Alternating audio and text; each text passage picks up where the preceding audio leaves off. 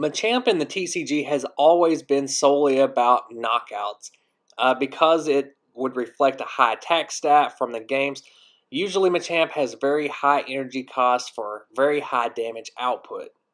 Giovanni's Machamp is no exception. With Hurricane Punch, you can deal up to 120 damage, which is enough to OHKO anything in the format. However, it is based on coin flip, so you have to hit all 4 of them to do so. But that's not enough to really get this card by. What really makes it viable is, of course, its Pokemon Power Fortitude, which is just a built-in focus band, meaning that if you put a focus band on Giovanni's Machamp, your opponent's going to have to flip 2 coins to knock it out. And that is the one and only gimmick of this deck. Now, I've talked about this kind of gimmick in other decks, like with Rocket Scyther using shadow images, but this deck is the one that really utilizes that particular part the best. And just as fair warning, that doesn't mean that this deck is a tournament-worthy deck. It's more of just an interesting deck that takes another play off a focus band that really relies on those coin flips. It fits in with the format very well. So take this deck with a grain of salt, if you will. And one of the reasons that this deck doesn't actually fare all that well is because it doesn't have a lot of support outside of focus band. The Clefas in this deck can help you get your setup really quick. It can help you with hand consistency. But this is a problem that goes back to the Gym Heroes and Gym Challenge sets, in that they printed basic Pokemon that were pretty good. Giovanni's Machamp has a solid amount of HP for a basic. Fury Punch is pretty good. But however, it evolves into Giovanni's Machoke, which is god-awful. And this was a trend in the gym sets for some reason. They would have pretty good pre-evolution cards that would just get worse when they evolved, especially with Brock's cards. Giovanni's were no exception. So you're really just going to be using that Machoke as a tool to get to Machamp. The Machops are actually more useful because you can actually use Recall on a Machamp if you wanted to, and use those Fury Punches really late game to deal more consistent damage than you would be doing with Machamp's normal attack. And Hurricane Punch doesn't really have any drawbacks aside from the coin flips. On average, you're going to be dealing at least 60 damage, which is pretty good for a Pokemon that is going to be extremely difficult to knock out from your opponent because it's going to rely on coin flips on their behalf. That's another weakness of this deck too, is right off the bat, if your opponent flips double heads, then your strategy is pretty much ruined and you're not able to really stall out and continue to deal that consistent damage with Hurricane Punch. So I'll be running a 4-4-3 line of Giovanni's Machamp, and then also Resistance Gem for things like Rocket Zapdos, a lot of other stuff in format that resist fighting. And that was a really common thing in the gym sets as well, is a resistance to fighting type. And so this help gets around that pretty well, and it just works as kind of a replacement gem for whatever your opponent puts in play. That way you can just knock it out of there and try to take care of one of their advantages as well, even if you don't necessarily need the effect yourself.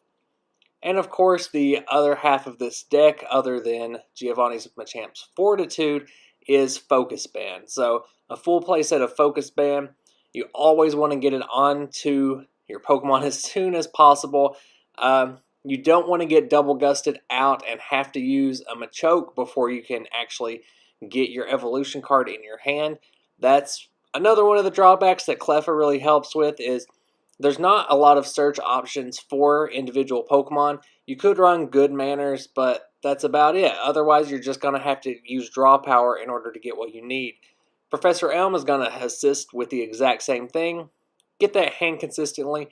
Get you everything that you really need, with really only 8 basics in the deck that you can really base your strategy off of.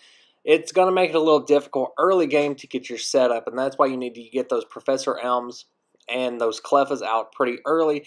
That way you can really just get what you need, start setting up a Machamp on the bench and evolving and getting those energy on as fast as possible. That way on turn 4 you can really get this strategy going and hope that your opponent hasn't got their complete setup yet either. Rocket Sneak Attack is going to help you make sure that your opponent isn't keeping double Gust or Warp Points in their hand. That way you don't get stuck with a Machoke out as your active, because again, it's a terrible card and should never be used. And speaking of flexibility, I run 2 copies of Warp Point and 2 copies of Double Gust in this deck. It's found it really hard to commit to just one of them since they could be entirely situational, and this deck needs as much flexibility as possible since it's only running really one line of Pokemon with only one strategy. But the Giovanni cards do get a little bit of support in the form of Giovanni's Last Resort. Later in the game, in order to completely remove all the damage from one of your Pokemon that is owned by Giovanni, you can discard your hand. That late in the game, you're pretty much already going to play down your resistance gems and played all of your rocket sneak attacks to check your opponent's hand. So this isn't really going to have too many drawbacks for you. You're going to be able to completely heal up your Machamps. And then Nightly Garbage Run is going to help you get back those evolution cards that you lose from knockouts. That way you can replenish your bench without actually having to draw those cards out of your deck, just in case they get prized or some such as the TCG goes.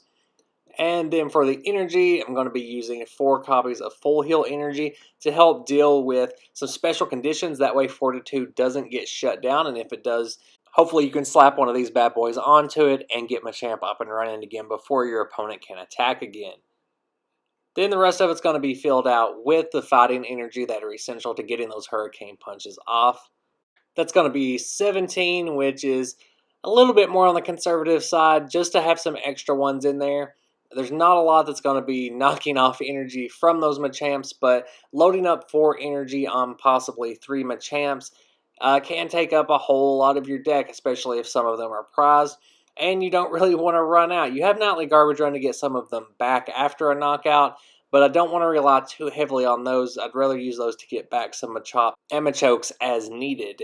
So of course this deck is going to do very well against those high damaging archetypes in the deck like Feraligatr, Typhlosion, because it's going to take on multiple turns to try to knock out Giovanni's Machamp. However, where this deck does run into trouble is with baby Pokemon that are dealing small chunks of damage. One example is Elekid. Because its ability lets it get around Focus Band and the Fortitude ability on Machamp, that means that it can get a clean 20 damage in without having to flip any coins, which is going to make it a really nice option for decks that don't want to have to deal with those coin flips. They'll just have Elekid deal those 20 damage over and over again, and then Machamp's also going to have to flip a coin to deal with any baby Pokemon that your opponent has.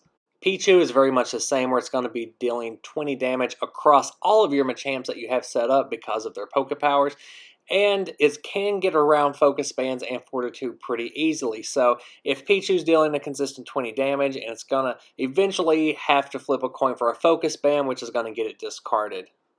That's why Giovanni's Last Resort is so helpful in this deck, is if your opponent starts racking up a little bit of damage at a time, getting around those Focus Bands and Fortitudes using a Pichu or an Elekid, then you can just heal right back up and your opponent's going to have to start all over again. So another option to deal with this is Potion Energy. That way you can actually heal a little at a time as your opponent is dealing those small chunks of damage. And as I mentioned earlier, you can run copies of Recall. That way late game you can use Fury Punch from Machop, which could potentially deal more damage than Hurricane Punch depending on how many damage counters you have on Machamp and how many of those coin flips you hit. And if you're really worried about taking small chunks of damage over time, then you could use Giovanni, which is actually going to help you get those Machamps out sooner. That way you can take advantage of that Fortitude. But just generally speaking, it's not all that helpful. You're not going to use it all that much because this deck makes it a little harder to get all of the evolution cards you need in your hand in order to use Giovanni to its most effective potential. As a side note, you do want to keep in mind that Fortitude is reusable, so you can actually use it turn after turn. So make sure that if your opponent is knocking out a Machamp, that you opt to use Fortitude first, and then if that fails, then you flip for Focus Band, because the Focus Bands can't be reused after they've been used once. So just an order of effects to remember. As always, thanks for watching, and let me know what you think about this deck. Are there different ways you could run it? Because I really like the gimmick of putting a Focus Band on a Pokemon that basically has one built in, but it's really difficult to make it work in this particular metagame. So let me know, and until next time, bye.